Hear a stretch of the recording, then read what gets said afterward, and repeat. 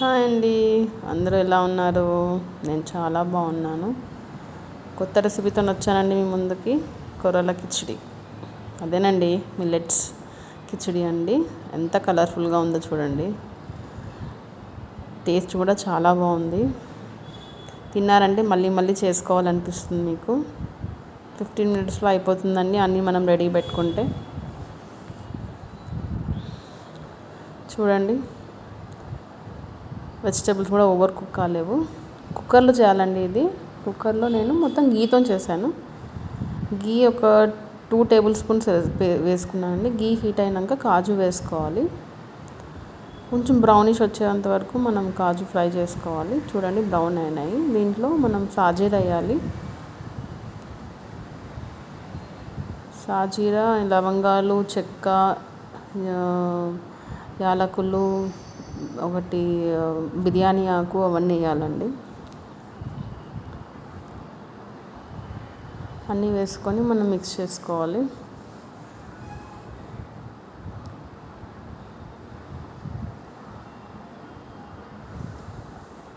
మంచిగా మిక్స్ చేయాలి. మిక్స్ చేయాలండి మంచిగా.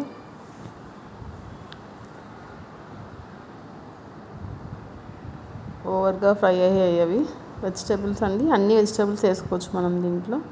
నేను మాత్రం ఇవే వేసాను: ఆనియన్, మిర్చి, టమాటా, క్యారెట్, బీన్స్, ఇంకా బఠానీ కూడా వేసానండి నేను.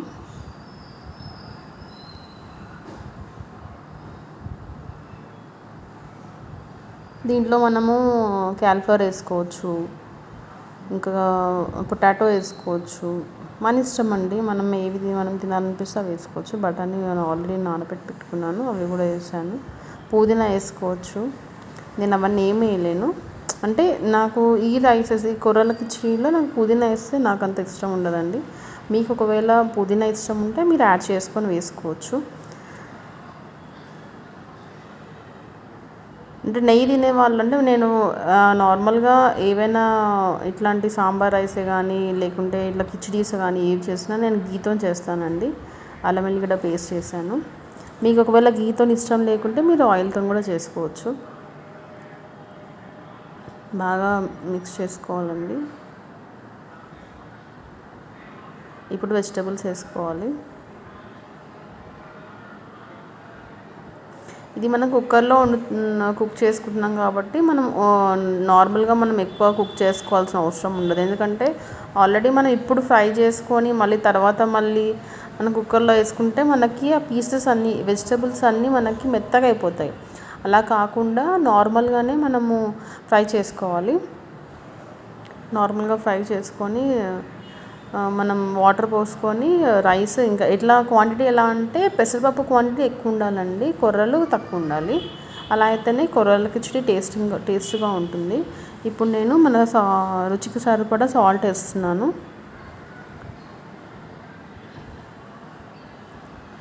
చాలా హెల్దీ అండి ఇది. బ్రేక్ఫాస్ట్గా తినొచ్చు, లంచ్గా తినొచ్చు, మనం డిన్నర్గా కూడా తినొచ్చు. ప్రోటీన్స్ చాలా ఇస్తుంది. కొంచెం తిన్నా మనకి టమీ ఫుల్ ఉండిపోతుంది. చూడండి, 1/2 కప్ తీసుకున్నాను కొర్రలు నేను. దానికి ఫుల్ కప్పు పెసరపప్పు తీసుకున్నాను. ఇవి నేను నానబెట్టుకోవాలి. మనం మంచిగా వాష్ చేసుకొని నానబెట్టుకోవాలి మనం దీన్ని.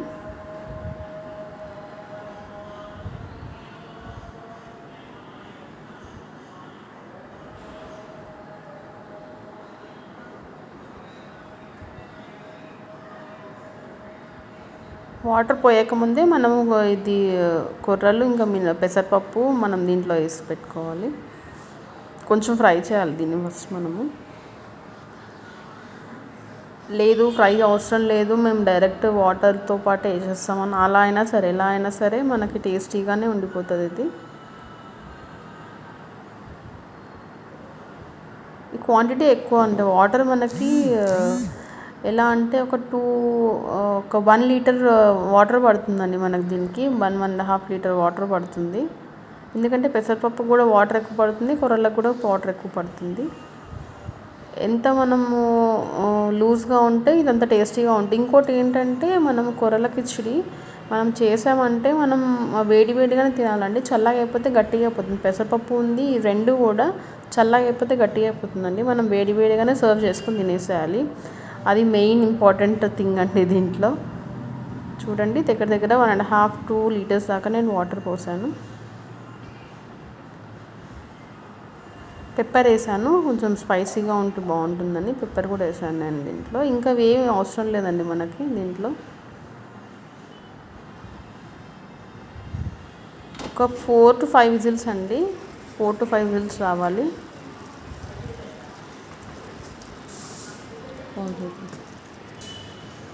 చూడండి, healthy breakfast and lunch and dinner దేనికైనా మనం దీన్ని చేసుకోవచ్చు. ఇది ఓన్లీ బ్రేక్ఫాస్ట్కి తినాలని ఏం లేదు, లంచ్కి ఒకదానికి తినాలని ఏం లేదు. మీ సపోర్ట్ నాకు ఉంటే కొత్త కొత్త రెసిపీస్ అన్నీ చేస్తానండి. ఈ వీడియోని లైక్ చేయండి, షేర్ చేయండి అండ్ ఫ్యామిలీ మెంబర్స్కి సబ్స్క్రైబ్ చేయండి.